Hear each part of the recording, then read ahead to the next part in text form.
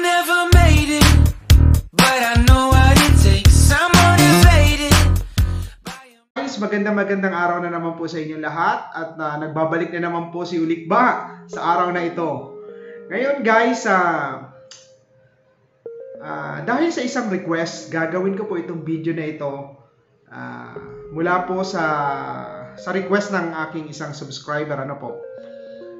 Ayaw niya magpabanggit ng pangalan, so ang sabi niya,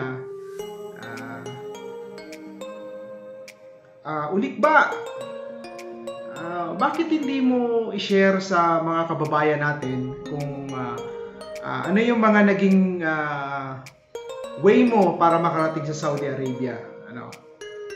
Ano ba daw yung mga paraan na ginawa ko para magkaroon ng maayos at legal na trabaho dito sa Riyadh? So guys, actually tama siya. So before tayo mag-proceed dun sa discussion natin regarding dito sa topic na ito, kung paano nga ba nakarating si Ulikba dito sa Riyadh. So guys, paki-like na po muna yung videos na ito ng topic natin. Then paki-subscribe na rin po and paki-hit na rin po ang notification bell para lagi kayong updated sa mga videos na aking gagawin. Ayan nga guys, before ko ipagpatuloy yung topic natin regarding sa kung paano nga ba ako nakarating dito sa Saudi Arabia. Guys, ipinapaalam ko po sa inyo na hindi pa ako connected sa kahit anumang mga government agencies sa Pilipinas o kaya sa mga employment agencies abroad.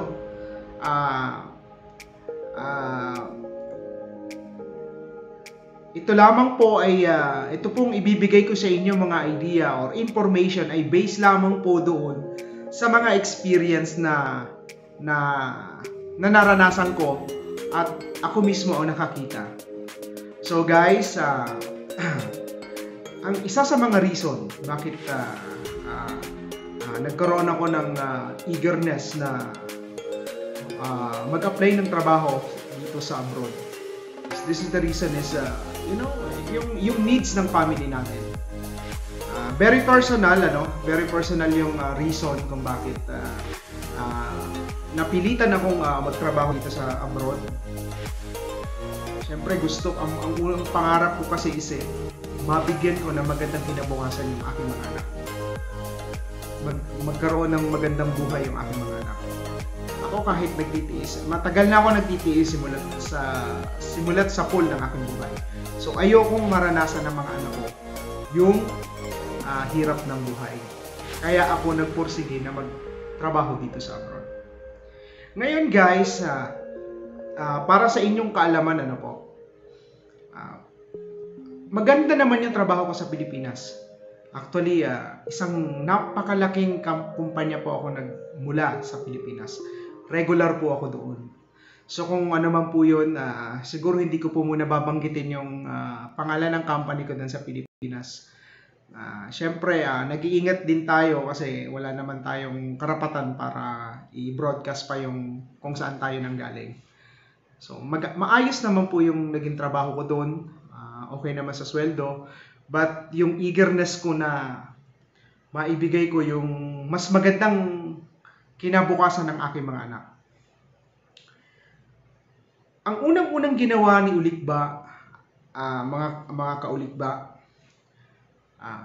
nag-research talaga ako. So kung ano bang actually marami akong in-apply ang bansa UAE. My first choice ko pa nga nun is Canada kasi merong isang employment agency sa Pilipinas na talagang in-interview ako papuntang Canada. So since wala nga akong experience working abroad, so na deny yung application ko. So sabi ko, try ko kaya sa iba, sa Taiwan, sa Singapore. Ang dami kong trinay na agencies na nagpapaalis sa Pilipinas. So hindi nga ako pinalad doon sa mga application na yon. So nag-decide ako, sabi ko, bakit hindi ko i-try ang Middle East? So sa totoo lang talaga is ayaw ko talaga Middle East. So alam niyo naman, But doon sa mga reviews na ginawa ko, nag-research talaga ako kung anong klase ng trabaho yung pinakamadaling mapaalis sa Pilipinas. So ang lumalabas doon sa mga reviews ko, sa mga research ko is pinakamabilis na way ng pag-abroad is mag-apply ka dito sa Saudi Arabia. Sa sarili kong experience po yun Sa sarili ko pong experience yun. Sa nakita ko, napakabilis po ng mga proseso ng pag-a-apply abroad dito sa Saudi Arabia. So, yun na nga guys. Nagkaroon na ako ng actually big decision talaga. So, kailangan ko mag-resign sa company na pinagtatrabahuhan ko sa Pilipinas. So, nag-usap kami mag-asawa. Yun na nga, finally, sabi ko itutuloy ko na to. Yun guys, napakalaking impact po, napakalaking tulong po. Lalo, ito po ay para sa mga naghahangad pa lamang po na mag-abroad. Naghahangad pa lamang po na mag-abroad. So, yung mga wala pa pong experience, ito po ay napakahalaga sa inyo. Ang pag-abroad po is napakalaking decision po sa buhay. Hindi lang po basta-basta. Kailangan mong magkaroon ng sarili mong pag-aaral, ng sarili mong research para hindi ka mapahamak at hindi ka maloko ng kung sino pa man. Ang unang-una ko pong ginawa nun ay after nga nung nakagawa na ako ng account sa working abroad. So, lahat ng mga recruitment agencies na nangangailangan ng mga worker papuntang abroad. Pag nandun ka kasi sa site na yon sa working abroad is talagang napaka-wide nung pag-apply mo. Merong mga recruitment agencies na nagpapaalis papuntang Taiwan, China, all over the world. Makikita mo siya doon.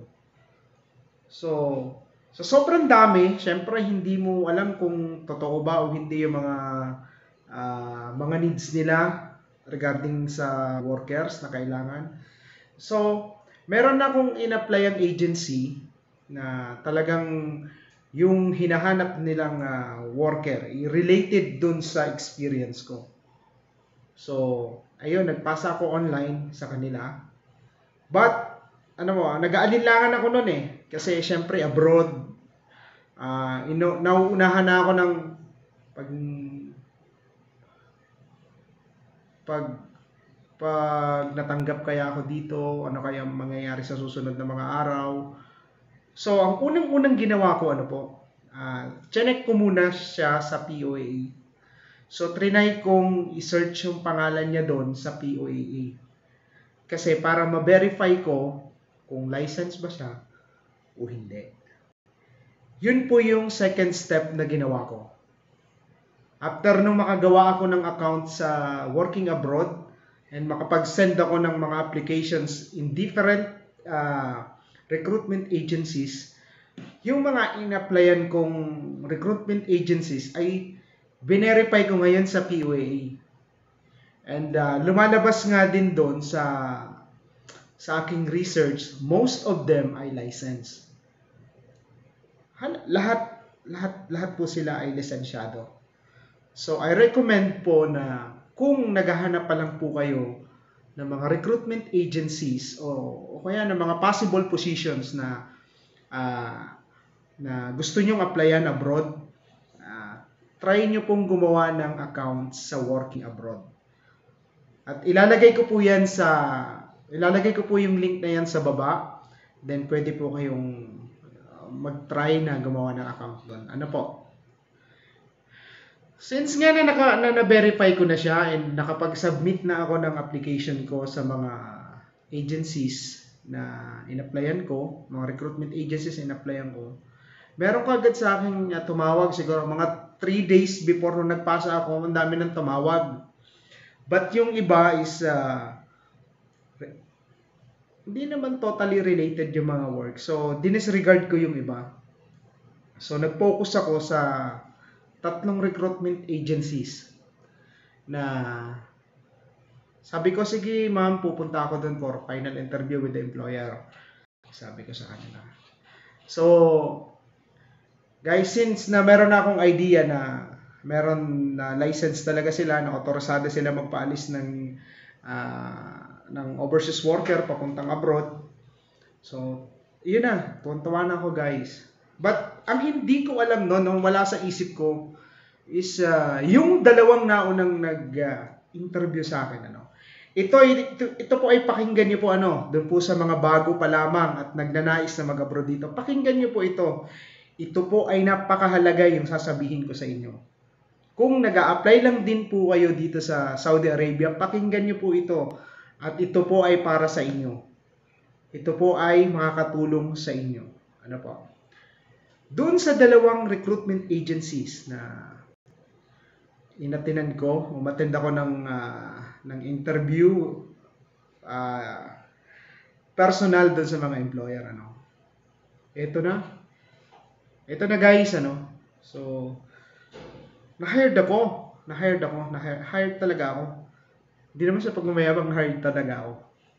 So, ito na, nung nagbitaw na yung recruitment agencies na kailangan kong magbayad ng placement, it's worth, I think, 65,000. 65,000. Yung isa is mababa ng konti, nasa 48.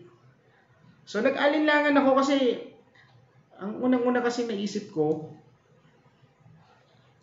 is, wala akong pera. Wala talaga akong kapera-pera para bayaran yung placement na yon. So, nag-decide ako di ba sabi ko 3 yung agency na tumawag sa akin. Yung pangatlo, ito na yon.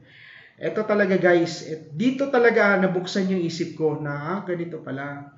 Since kasi na first timer talaga ako nag-a-apply, hindi ko talaga totally alam, kahit nag-research na ako, meron pa pala akong hindi alam. Regarding with the placement. Ano po? Regarding with the placement topic. Ito na guys, nung final interview ko with the employer, yun nag-interview kasi sa akin is Filipino. Yun yung manager ko ngayon dito sa Riyadh. Napakabait naman niya. Hindi naman niya. Napakabait po talaga niya. Tahimik. So, ang akala ko kasi noon ang magiging manager ko is yung Arabo, ibang lahi, ganon. So, mabait siya. So, ayun nga, na-hired ako. Kaya lang, sakit ako ng ulo niya. Sakit ako ng ulo niya. Pero, pinagtsatsagaan pa rin ako. Okay. Ayun guys, sinerte ako kasi walang placement. At alam nyo ba guys kung anong nalaman ko doon sa agency? Most of worker na nag-a-apply dito sa Saudi Arabia. Ito guys makinig kayo. Makinig po kayo. Pero hindi ko alam kung, kasi ito ay based lamang po doon sa na-experience ko. Most overseas worker ay hindi kailangang magbayad ng placement kapag ikaw ay recruited galing Pilipinas. At kung ikaw ay nag-apply dito sa Saudi Arabia. So guys, nagkaroon ako ng 10 beses ko talaga siyang inisip. Tama naman Kaya nga tayo nag-a-abroad is kasi naghahanap tayo ng pera. Hindi natin kailangan maglabas ng pera. So, bakit natin hahayaan yung mga ganon, yung may mga placement fee? Samantalang yun pala ay 70% ay bayad na. Bayad na ng employer mo. So guys, kung nag-a-apply lang din naman po kayo dito sa Saudi Arabia, i-check nyo na, may placement po ba? Ganon. Kasi maraming mga recruitment agencies na hindi talaga sila nangungulekta ng placement. So bakit papatulan mo pa yung yung mga agencies na nangongolekta ng placement fee? 'Di ba? Kaya nga tayo nag-a-apply kasi wala nga tayong pera So guys, ang binayarang ang naging gastos ko lang nung nag-apply ako papunta dito sa Saudi Arabia is medical. Yun lang po. Yung biometric lang po. Actually yung biometric is binalik pa sa amin. Binalik pa sa amin yung bayad sa biometric namin. So medical lang, yun yung personal appearance mo, pamapamasahe, pagkain, yun lang ang naging gastos ko dito. So, doon sa mga bago nag-a-apply pa lang, make sure po na yung mga ina-applyan yung agencies ay otorisado, lisensyado ng Philippine Overseas Employment Authority. Ano po? Yun yung po unang-unang gagawin ninyo. Yan po yung unang-unang i-verify ninyo kung lisensyado ba yung mga agency na ina-applyan nyo. So, bakit kailangan natin yun? Yun po ay para sa security natin dito sa ibang bansa. Kahit saang bansa kang nag-a-apply, ano po?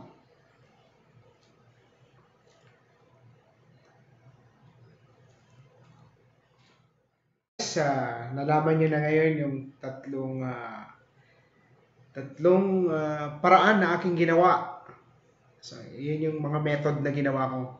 Ngayon guys, ito naman yung pang-apat na ginawa ko.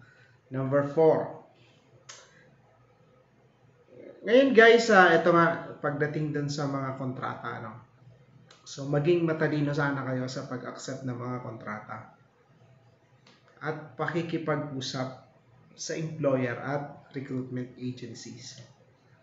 So guys, ito nagka-problema nga siya. Nagka-problema nga nung signing na ng final contract ko. So, ito na yung pinaka, kumbaga, sa isip ko, sa sarili ko, ito yung pinakamalaking maling naging decision ko. But anyway, nandun na siya. So, ito yung maling ng Pilipino karamihan ng mga nag-overseas worker. Ito yung mga nagiging maling ugali. Kasi nga, no choice, tinanggap na lang yung kontrata. Sige, ito na guys. Dumating yung kontrata, dumating na siya.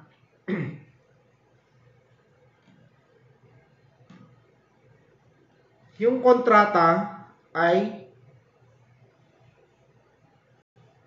sa isa pang recruitment agencies dito sa Saudi Arabia. Hindi pala ako directly hired.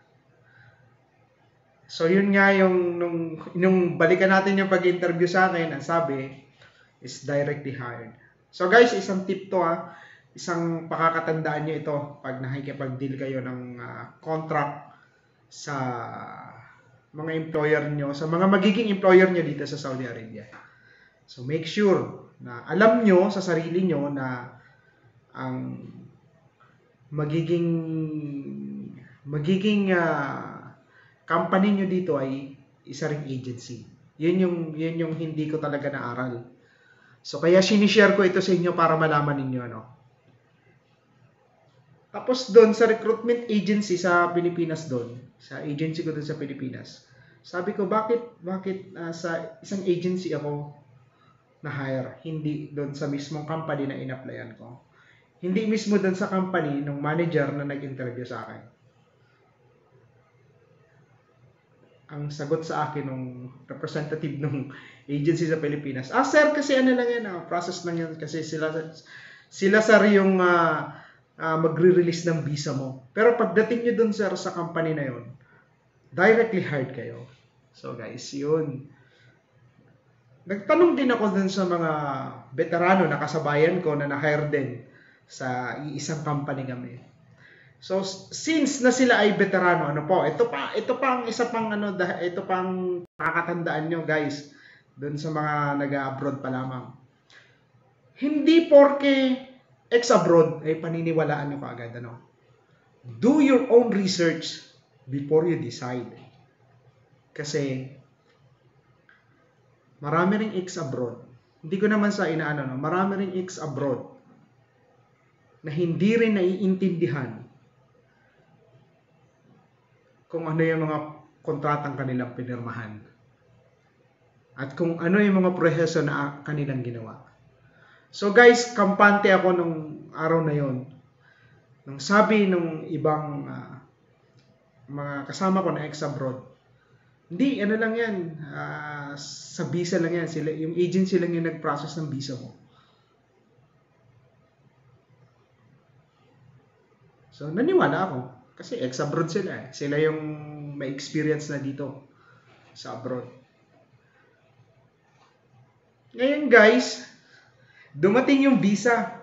Doon ako talaga nalungkot. Kasi may research. Before pa dumating yung visa, nag-research na ako.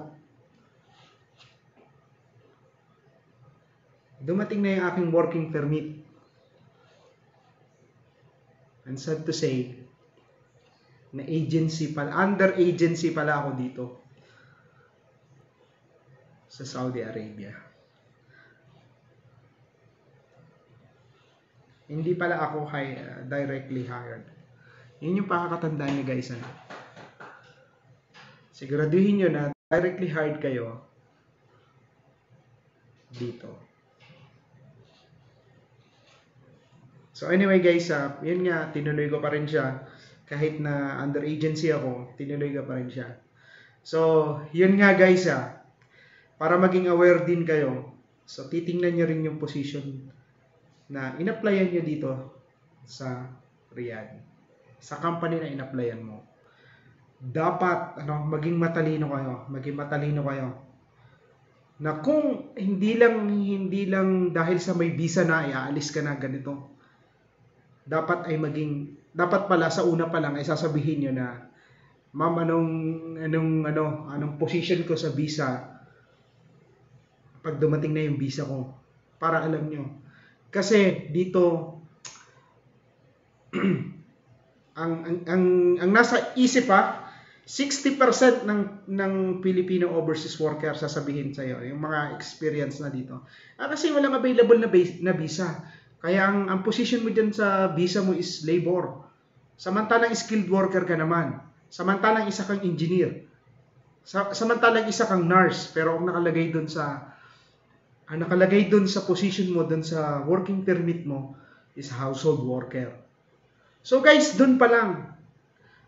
So meron ako nag-iisang kaibigan dito na naging classmate ko siya sa dito sa international school dito sa Riyadh. Alam niyo ba kung saan siya nagtatrabaho?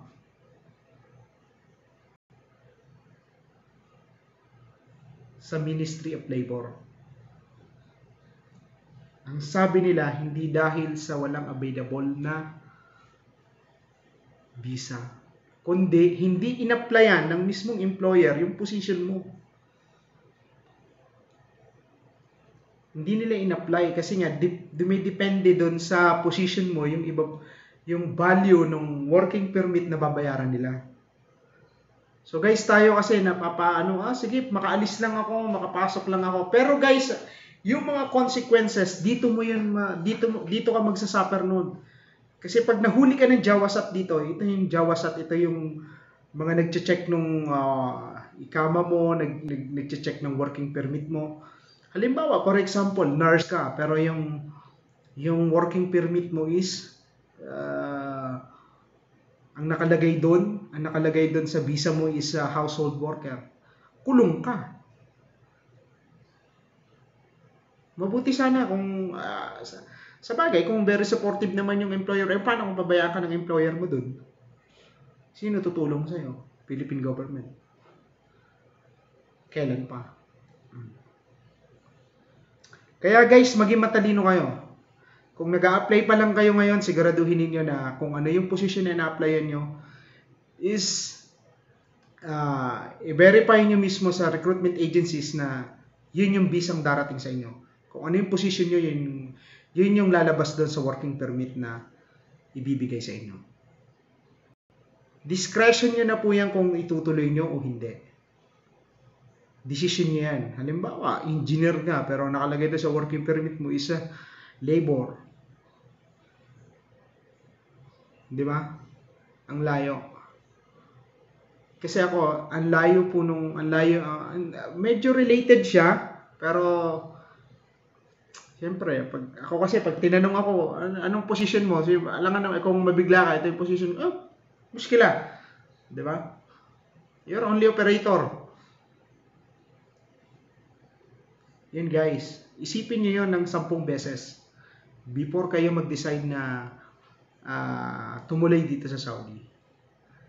So guys, pag skilled worker ka dito, like electrician, plumber, mechanical technician, so bini-verify po yan ng Ministry of Labor, ng Saudi Council. So kailangan mo magpa-certify sa Saudi Council na ikaw ay isang electrician, ikaw ay isang mechanical technician, na ikaw ay isang licensed plumber. So yan guys, yung ikaw ay isang engineer, mechanical engineer, electrical engineer, it should be verified in Saudi Council. Kasi dapat kung ma-verify ka sa Saudi Council, yun yung lalabas sa working permit mo, na ikaw ay isang skilled worker, na ikaw ay isang teacher, na ikaw ay isang mechanical engineer, na ikaw ay isang electrical engineer. Okay, ikaw ay isang electrical technician. Ganun guys. So, for my own experience, so sa akin naubuo sa isip ko na hindi dahil sa walang visa, dahil po sa hindi in-applyan yung tamang position mo sa visa.